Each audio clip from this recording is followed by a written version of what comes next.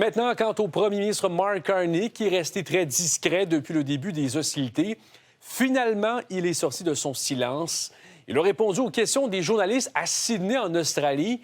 Donc, Mark Carney qui appelle à la désescalade. Et Étienne, il reconnaît même appuyer à regret l'opération. C'est ce qu'a déclaré le premier ministre canadien qui, en quelque sorte, a dit est venu nuancer la position du gouvernement fédéral face à cette opération militaire américaine. Parce que d'un côté, le premier ministre reconnaît que des actions devaient être posées pour éradiquer, éliminer la menace du programme nucléaire iranien, mais qu'en même temps, il soulève plusieurs doutes sur la manière dont l'opération a été menée, parce qu'il a rappelé que l'offensive militaire américaine, également les frappes israéliennes, violent le droit international, également que ces frappes, depuis samedi, ont été menées sans obtenir l'aval d'organisations majeures pour la démocratie comme l'ONU.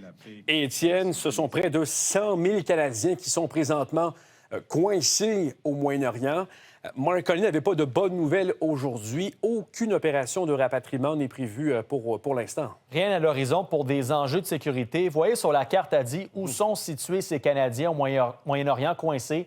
Ils sont 97 000 encore ce soir, aux quatre coins donc du Moyen-Orient, principalement au Liban, en Arabie saoudite, aux Émirats arabes unis. Mais également, ils sont près de 3 000 en Iran, donc au cœur même des hostilités. Mark Carney a indiqué que pour l'instant, il est trop dangereux, trop périlleux sur le terrain d'organiser des vols pour rapatrier ces Canadiens au pays, alors que les témoignages de critiques se multiplient face à l'inaction du gouvernement fédéral selon les Canadiens coincés à l'étranger. On peut écouter à ce sujet Mark Carney. Pour le moment, c'est une question de la sécurité.